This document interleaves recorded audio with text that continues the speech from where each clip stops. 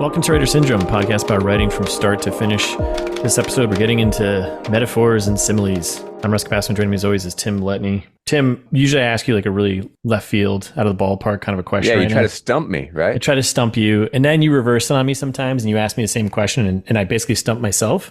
Yes. So I'm not going to do that. Oh. I'm going to start pretty simple here. Metaphors and similes, which is your go-to, or do you have one that you use more often than not when you're writing? I, first off, was mentally preparing for the stumper. So I was thinking about like what similes or metaphors I was going to use to describe how I'm feeling right now. Because and all that prep work for nothing. Yes.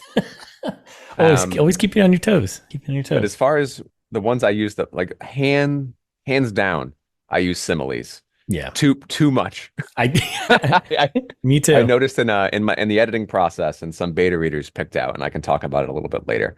Yeah. My very aggressive use of simile. How about you? I definitely similes. I was told the same thing by my editor. She called out some points where I used like 3 in a row, and she's like, "These are good. Pick one. Save the other ones for somewhere else." And I was like, "Okay." So yeah, stacking them, not a good idea. I mean, I'll say if it's intentional, if you're like, sure, yeah. Because I had way too many on a page, right? I had too many, and when I got called out by that beta reader, I felt a little bit like, how dare you call out my usage of simile? And then I went back and I read it, and then his point, and I think was correct, is that I was telling the reader to imagine so many different things and look in so many different directions that they weren't actually focusing on the story I was trying to tell. Yeah. Yet and since then I've read like a lot of other in-genre things, and I've seen some examples, like Nick Cutter, for example, and the book The Deep. Oh my goodness. Like so many similes. Just like stacks. But no, I think it's very intentional. Yeah. And I think his book has to do with memory and memory loss and, claustrophobia, but it was jarring how many he used. Yeah. And I almost used it as like, see, other people do it, but I wasn't doing it intentionally. So I fixed it. I went back, I fixed it. I chose like 1 or 2. Yeah. As opposed to like the 7 that I had on like a 400 word. I'm trying to think of like right now I'm reading a thriller, and there definitely is a lot of similes in there, but they're like real quick, like if it's describing like in an action scene, he threw his fist like a steel hammer, it's stuff like that to kind of like give you a visual representation. But maybe we should get into defining the metaphor and simile, right? Love it. It's probably a good start. I felt like I was doing the research in this. I felt transported back to like 9th grade, like English class. And I was like, man, I hated that class so much. Like it so dissuaded me from writing in such a big way. Yeah. It's interesting too, right? Because you can begin to write and use all these literary devices or all these figures of speech or whatever. Yeah. And not know the definition for them. They're just so ingrained in how we talk and how we write and what we assume authors sound like. There's that author like, well, I should be using these types of tools in my toolbox to get across that I am a big serious writer. I think it's funny too. I was having a conversation with a friend a couple of weeks ago, and they're asking me about the book and whatnot, and she was like, so what's the difference between metaphor, similes, analogies, and everything? And I felt myself like starting to speak, and I was like, well, I mean, it's pretty obvious.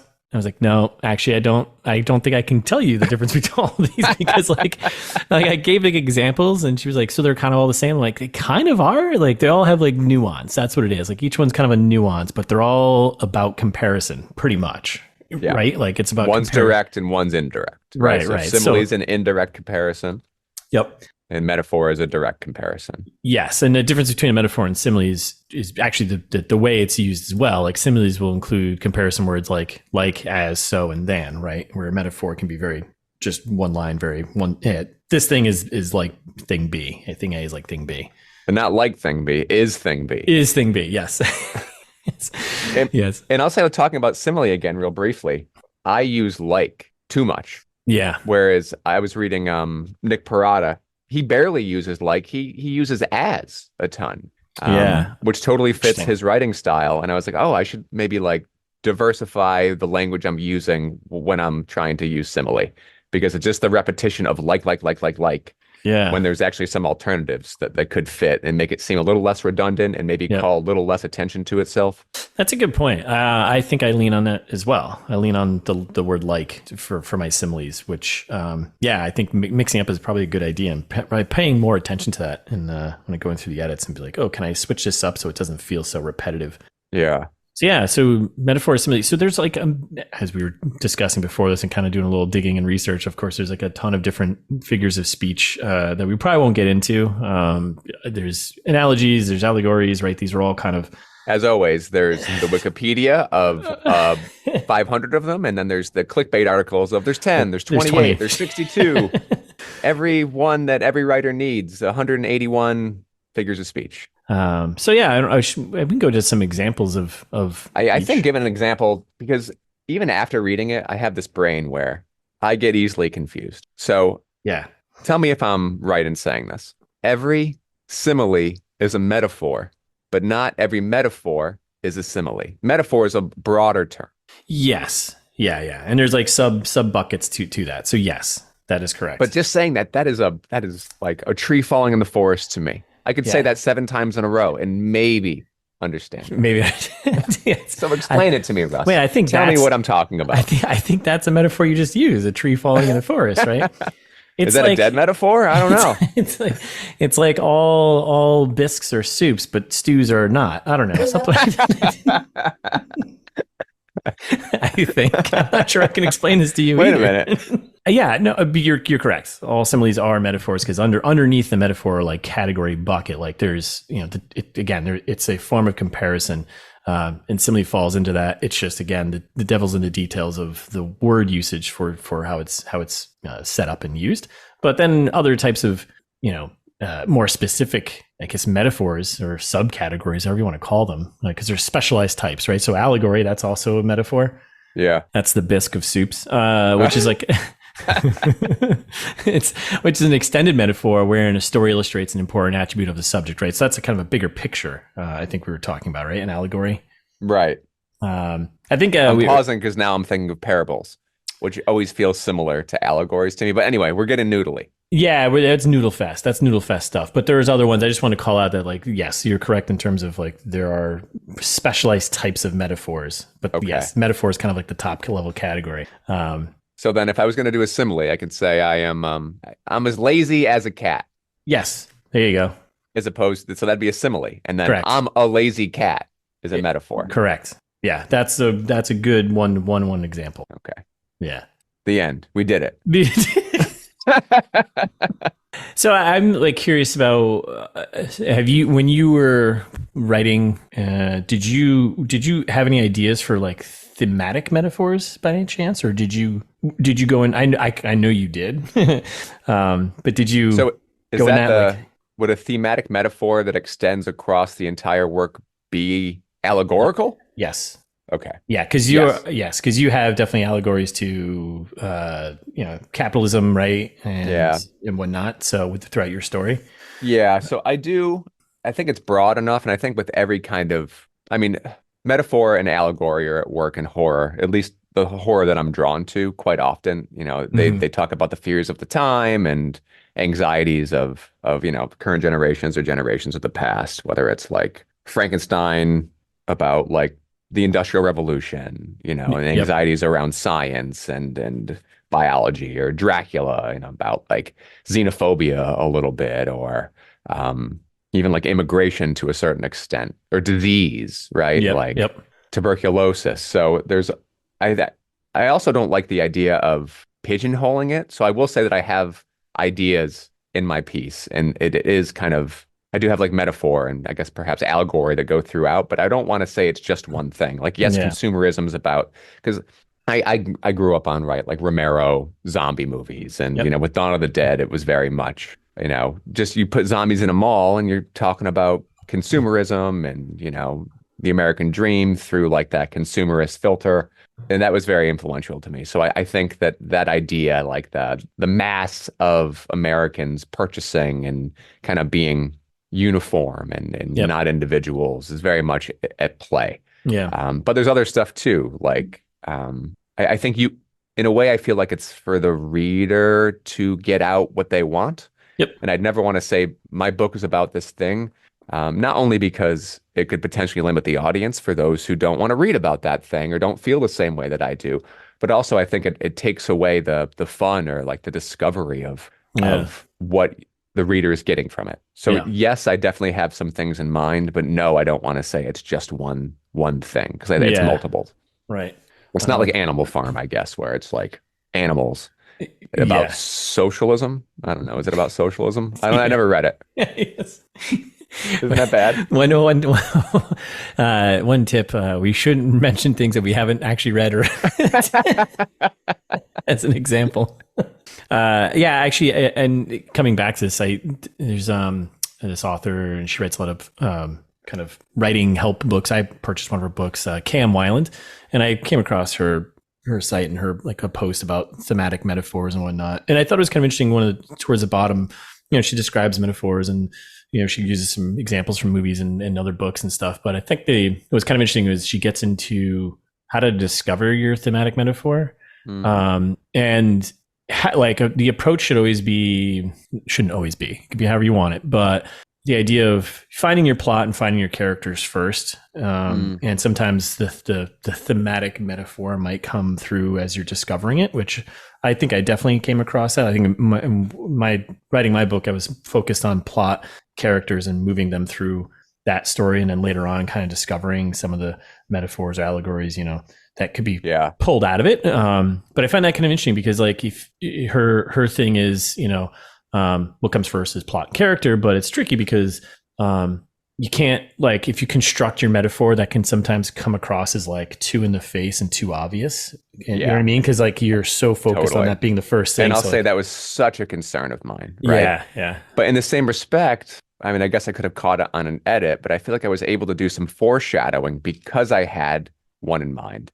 But I was very much concerned with it being so above the surface and so visible and so forced. So I think I agree with that. Like it's something that maybe I'll try to channel a little more in future works. It's not that I wasn't necessarily putting character and plot first, but I think I had raised that like subtext. I'd raised the metaphor maybe too high. Yeah. Like I'd put it almost shoulder to shoulder with the characters and with the plot where it should be maybe a little more not buried, but not having equal footing with the story you're crafting and the characters you're putting into it. Yeah. Yeah. Because then it's no longer subtext, right? It's just text. Yeah. It's nothing fun to discover. Yeah. You're just telling people directly.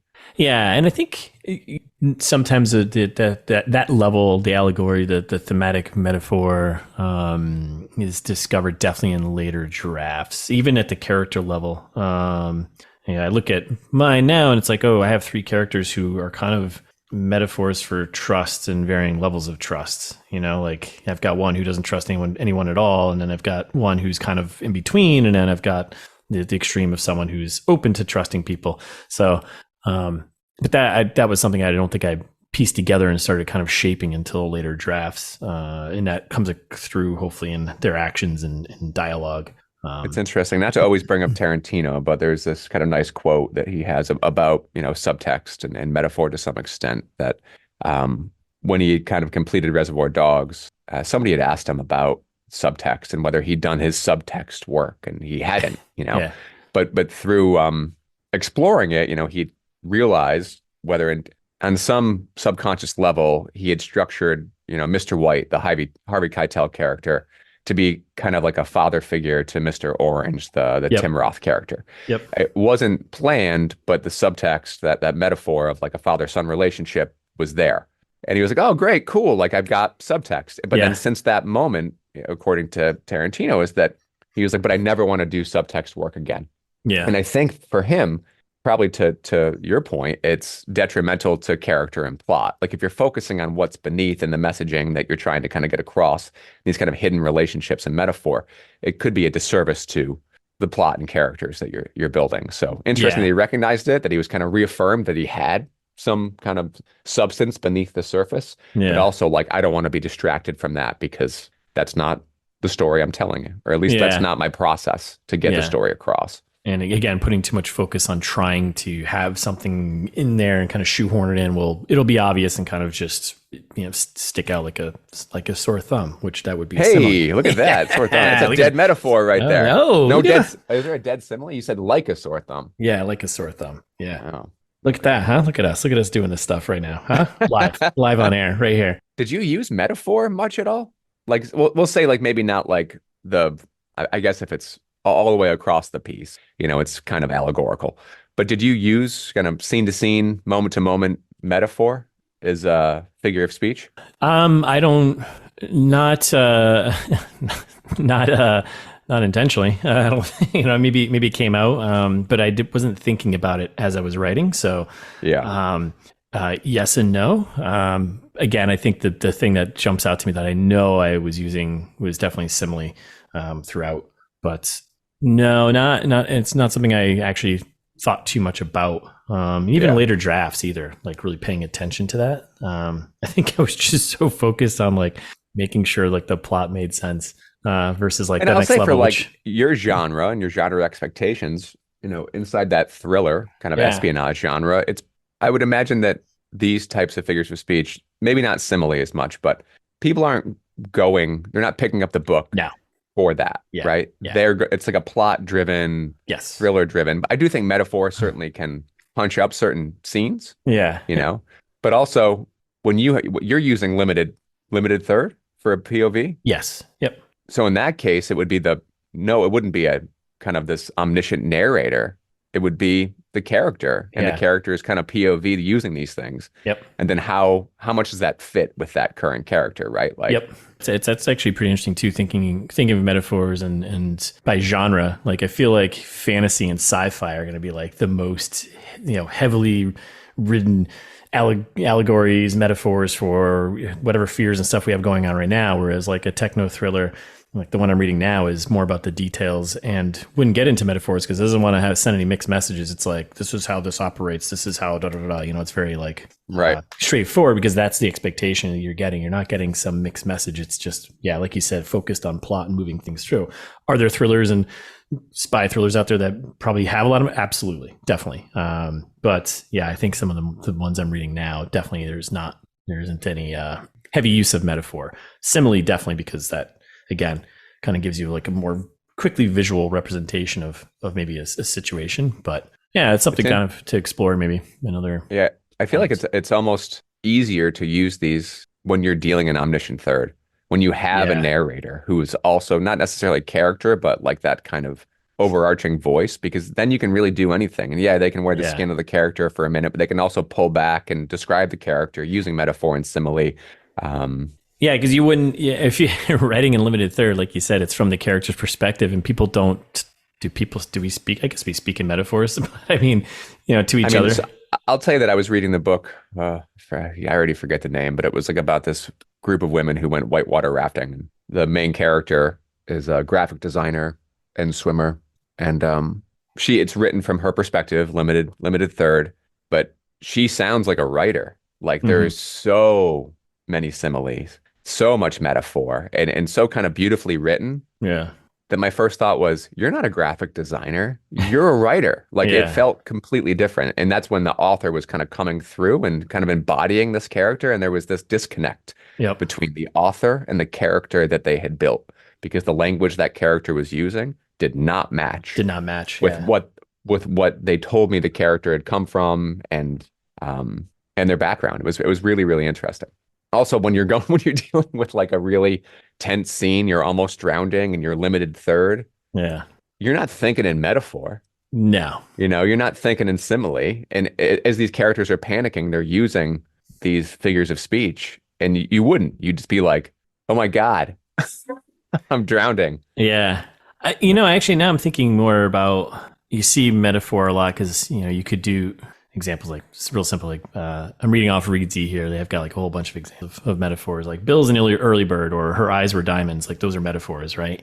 Some common ones, but I could see like that level being used for description of a character, and definitely that's probably more where it's used in like the thriller genre. I could see. Okay. That way it gives you a quick sense of the person in like a short amount of use of words instead of having to describe like, you know, specifically how their eyes are looking versus if you just say her eyes were diamonds, it's like, okay, that gives you a pretty clear, that's a weird one, but you know, yeah, that you'll see a lot of. That's probably where I use the most when in description of characters. But even I don't do a lot of description of characters in my book either, because I kind of keep it open to people kind of interpret their own, pull their own vision of what the character might look like, unless it's like needs to be unless it's part of important to the scene or understanding of what the character is. Yeah, I think I use metaphor. Same thing with descriptive text, and when a simile doesn't feel like it's strong enough, like when I need something that's a little more direct, but I use them way less than simile. Yeah. And it's interesting, like when do you choose to use a simile? I mean, I tend to use similes around, like I'm in like the horror genre, right? So there's a certain expectation that things are going to be a little uncomfortable and a little gory, and you're kind of dealing with like maybe some gross scenes. Yeah. And I use simile in those moments. Yeah. And I don't know if I'm doing it to sound less base or if I'm doing it to really get across the visceralness of it. Yeah. Because there is a moment of looking away, you know, like something kind of uncomfortable is happening. So picture something else. And is that something else easier to take, or is that something else making it even more intense? And it's a good question. Kind of as an example, if I'm describing like somebody's veins as like fat worms or something, or, you know, I think I use something like I think I use a pizza box, you know, as a metaphor. Yeah. No, it's actually a simile. It's like it flipped open like a pizza box. Like a pizza box, like this kind of, in that scene, that's for comedy. Yep. Right. So here I'm like trying to lessen the uncomfortableness and make the reader giggle. Yep. Because of the ludicrousness of that simile. And that's very super intentional. So I think I'm using it for different reasons in different sections. Like in those claustrophobic scenes, I'm using it to heighten the claustrophobia. Yep. But in like the ridiculousness scene, I think I'm trying to channel like early Peter Jackson or like Sam Raimi Evil Dead 2 type era, where it's like the slapsticky, like it's okay to laugh. This is kind of a joke. Yep. But don't worry, because there's horror at play later. Yeah. But it's interesting how you can choose to use simile and metaphor, and you'll get different reactions. Like, yeah, different reactions, kind of a different. It's a great way to set the reader up too, right? Yeah. And like you could set like you said, you use this simile for like a comedic moment and kind of give the reader this false sense of security, maybe of like, oh, okay, that's funny. And then you hit them something hard, like the scene right after, right? It reminds me of like, in movies, they always refer to like battle fatigue, and I'm like, whereas like a battle scene's gone on too long, or an action scene's gone on too long, and the audience is kind of rudderless because it's just been too much, and they're not grounded again back into reality. So I do think that I use simile as kind of a breath sometimes, like, hey, how's everybody doing? Yeah, we good? Yeah. We're going back out there, but let's take a breath. Here we go. And otherwise, it'd almost feel like, I don't know, like I'm trying to be try-hardy or edgy or something. Like I'm trying to be too edgy, like and I don't want to be edgy. I'm old. No. I want to be fun and silly and goofy. Our days of being edgier, I think, are past us. They're long, but I think that there's also like a triteness in that like overt edginess. Yeah. Like I think of like the Hostel movies or something, and they're like, oh, look how edgy you are. Like all the Saw movies. Oh, you're so edgy. You know. Yeah. There's no fun. You know, it's just dreary and try-hardy. What about other figures of speech? Russ, do you have you noticed yourself intentionally like using stuff like alliteration, like the repetition of like a consonant, or assonance, which is like a repetition of like the S sound? Not consciously. If it happens, it happens. But if it happens, do you edit it out? If you're like, oh, that's not what I'm going for. Like, have you noticed it where you're like, yeah, I mean, I don't think I can't provide any exact examples. I mean, I bet my editor would probably should have had her come on the episode. Would probably have called them out and been like, this is what this is. You're using this too much. And I probably was like, okay. Yeah, like I slept ninth grade English class. So a lot of these little detailed things, like I'll notice what it is, but I won't know like the name for it. So I won't be like, oh, I'm using too many parables there or too many antithesis, you know. I mean, I use alliteration. I try not to be, I mean, it tends to just happen, right? And whether I decide to edit it out or not. So alliteration is just like when the first letter of each word is the same. Yeah. But sometimes I feel like that can be perceived as trying to sound authorly or trying to be real clever. Yep. And if you're drawing attention to yourself as a writer, you're pulling the reader outside of the story and the plot. Yes. Yeah, I think you want it to service your characters and to service your plot. And if you're like, look how clever I am, unless, your narrator is one of the main characters and that's what you want to get across or something. Yeah. I'll say something that I have to edit out that I always find myself doing that is absolute bargain basement writing is rhyming. I rhyme. I think it's from my years as like a rapper, like a 5-cent poet. Yeah, sure. But I always kind of had auspicions of like, I didn't like prose poetry. I was kind of like very simple, like A-B, whatever, heroic couplets at the end. So I find myself rhyming and I have to edit it out. I know I have to, but sometimes like it's not until like way later that I'm like, I got to get rid of this. You're being too cutesy. Like, nobody cares how clever you are, that you found 2 words that rhyme. It's like, that's not the point of this scene. I'm picturing Tim back in his 20s with his hat and his sunglasses in the cafe on the stage, like in So I Married an Axe Murderer. She had a da da da da da. So I'll tell you, I was a bleeding heart English major in my 20s, and I had my black coffee, and I had my little hats, and I had my filterless cigarettes, and it was all very serious, and how I felt mattered about things. Yeah. I don't feel that way anymore. But yeah, I went to like poetry readings and coffee houses and oh man, you would have hated me. You would not have liked me. I was just thinking, I was like, I think we wouldn't have been friends.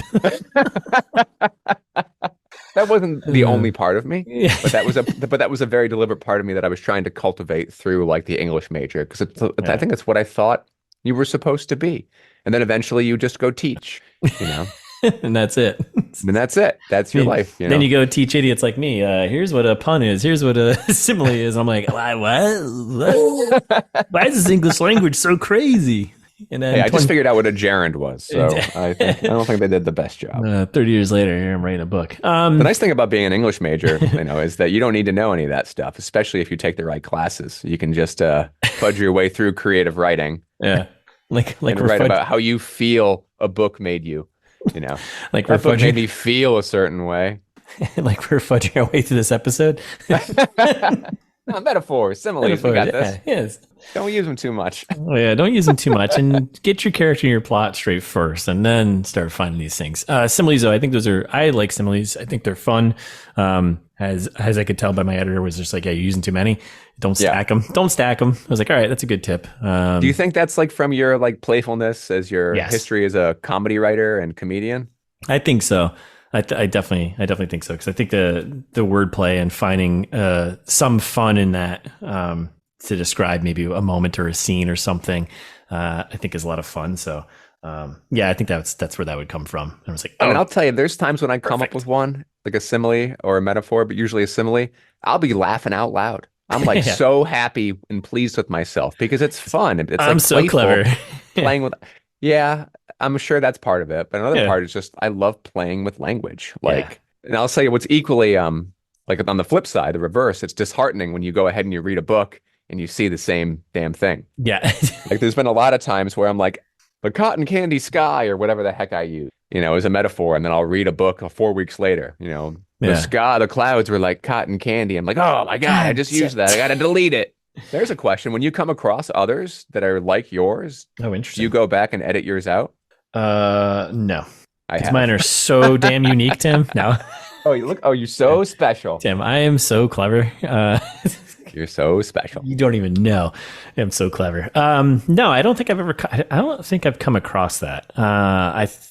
Yet. I'm sure I will. And I'm sure there's ones I've used that I haven't, I'm sure someone else has used. We have no unique thoughts anymore. Yeah, I know. It's a bummer. Especially when you're describing stuff. Once again, we're talking like horror genre, right? So it's like Red Ribbon. I use licorice whips, which I think I haven't seen before, but I've heard like birthday ribbon. I've heard like there's a lot of, yeah, I don't know. You can only describe something so many ways. Well, it depends on what you're trying to get across too. Right? Yeah. And what's that comparison like? Yeah. Good. And I'll say, I don't know. I mean, I'm sure I'm not the only one who does this, and I'm not even sure it's the right thing to do. Yeah. I'll say a unique thing that I have done in writing is that the metaphor and simile that I use Yeah. is unique to the character POV that I'm writing in that moment. Yeah. And that fit right for me. Like Yep. whether I'm writing as, my like younger character who's like 9, or if I'm writing as the teen characters or the 20-year-olds, Right. I try to place them in their own kind of lived experience when possible. Even though That's I'm not just writing a limited third, I have omniscient third. Yep. But it's not rinse and repeat perspective for each of them, that they Yeah. all have kind of different points of view. And so they're using different simile. I think that is a great thing to bring up, and making Somebody sure tell that me I'm wrong. someone tell I shouldn't be doing that. No, I think that's part of it, right? Because you're not going to have like a 9-year-old kid. You're not going to use a simile or metaphor for like a 9-year-old kid's not going to say, something an adult would say. You know what I mean? Like, Right. so keeping within the character's head, just I think deepens that character and also deepens the reader's That's the connection. hope. Like I'm hoping that it deepens the character. Like even though once again it's not necessarily a limited third, I really do want them to identify with those mains and using these figures of speech to strengthen that bond and kind of strengthen that point of view. Yeah, I can think of like Jake, my character in Host, he's like kind of the comedic relief in a way. He's a lot of zingers, a lot of one-liners and stuff like this. And like, I think about the stuff that he uses and the way I'll describe a scene with him, even though I don't actually write specifically any scenes in his point of view. But I could already picture like the way I would use similes with him would be more in that kind of one-liner, maybe little sarcastic tone. Yep. Whereas, Lila's going to be very logical, and the way she's seeing the world and the way I use similes for her, many metaphors would be a little bit more straightforward, probably. So yeah, it's kind of I think that's a good point to bring up, because I think that that's one of those things where if you use one for a character, maybe in how they're seeing the world in their point of view, and it doesn't fit maybe the way their design and their behavior that you've already set, they'll definitely pull the reader out and be like, wait, a 9-year-old kid wouldn't say this. Like, they don't know what a cockatoo is, or I don't know, like they don't know this random bird. I don't know either. I just read it. They're not going to make that connection. So I think that's a really good point. Well, I think we've managed to provide some clarity maybe on metaphors and similes. I think I understand it better after having written a book and now this podcast. I'll make it. We'll use a metaphor or analogy or whatever, right? So metaphor is the category like soups, and then you have the different types of soups underneath that, which would be, right? Is that a good analogy? Sure. So metaphor is a soup. Right? And then like simile is like a bisque. Yes. Wow, look at that. That's like a really meta layered in. We use an analogy and a simile and a metaphor, I think, all in one. Let's go. Heck yeah. This podcast will be studied for future generations. Yes. So yeah, I think we brought some clarity there. It's especially for me walking through this again. It's good. Now I'm going to pay a little more attention to it, I think, while I'm writing, but not so much where I'm going to take away from my characters in the plot, because that's what you don't want to do. Love it. Need it. So yeah, that's it. What are you watching, reading? What are you doing? Let's see. I just finished reading Hell House by Richard Matheson. It was bad.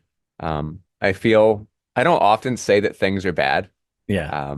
Because I like rooting for authors, and kudos to anybody for completing anything. But I think it's established enough, and he's, has so many great works like I Am Legend that I think it's okay for me to refer to Hell House as bad. It's a bad book. It's like the definition of pulp. It's very pulpy. Okay. Yep. And I guess if you're into that, that's okay, right? That if that's what you're expecting. Maybe my expectations were not in line. I was expecting, this haunted house story that was filled with dread. Because right now I'm in my comp research phase for my haunted house story. Yep. And haunted house story is wrong, but for my ghost story, this just landed like a lead balloon. Simile, dead simile.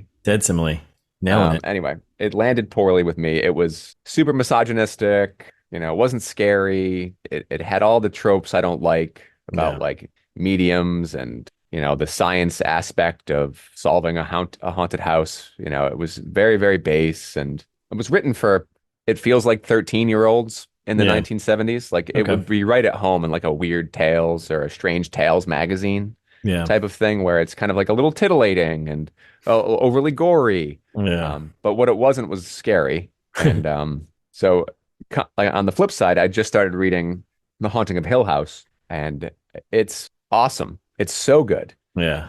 So that's already much more kind of inspiring and helping me, I think, understand the current like the literature that's out there because Haunting of Hill House is so amazingly influential. I think it implements Carrie.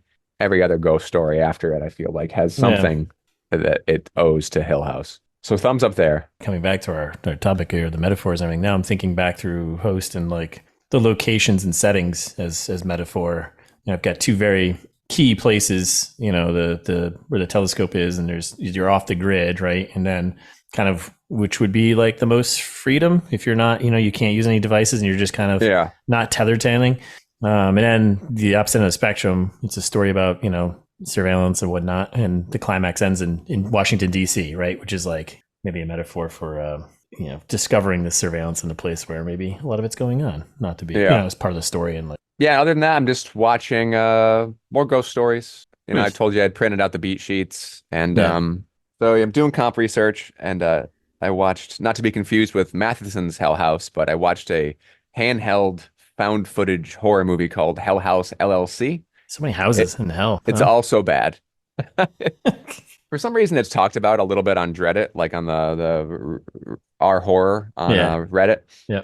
And I don't know why it's remembered fondly by some. It came out in 2014. I can only think it was like a lot of kids, like teenagers, maybe first found footage film. Yeah. But I was so disappointed that I like deleted Shudder afterwards. I was like, I don't want the streaming service anymore. Yeah. I didn't even use the beat sheet for that. And then I just fired up The Conjuring. And I'm working through the beats on that. Just once again, I want to make sure that I'm doing my homework and that I'm not retreading ground that's already been tread. So I'm trying to think of like horror, one that's popular and two that was effective. And for some reason in 2013, The Conjuring was very, very effective for me. It scared the pants off of me. Yeah. So granted, I know that, it's harder to get across dread and tension and scares in a novel. I'm always curious, what's effective. And that's really why I'm trying to read these books because it's hard to do, at least I don't often feel scared while I'm reading. Yeah. Yeah. And I think it's because there's so many manipulative factors when it comes into watching a horror movie. You've got like lighting and acting and you've got darkness and you've got, the obviously the sound or lack of sound, how long they're holding on a cut before they jump to the next cut, where the character's positioned on the screen, is their back vulnerable? Like I know all those tricks. Like I know I've seen so many horror movies that everybody subconsciously knows them. Yep. But I don't know the tricks yet for a book. Yeah. I only have, my lived experience. And as far as I can tell, it's much harder to get across. I think dread is possible. Yeah. Yeah. Jump scares aren't, you can't play, No, like very, you very can't write bang. Bang isn't the sound is, what's that onomatopoeia? You can't write that and have it come across like a door slamming. Like writing slam, comparing that to a door slamming in a movie, it's, completely, it doesn't work. Yeah. You can't imagine that. You're reading it first. So, but anyway, I'm just immersed in research phase. I'm nearing the end of it. And then I'm probably going to start writing and jump out of genre. And maybe I'll get back to some Nick Parada or other stuff. Nice. How about you? What do you watch and what are you reading? I'm not watching anything except for some bad movies and finishing Yellowstone last night, which is so stupid. I don't know why I'm watching that show, but I'm done with it now.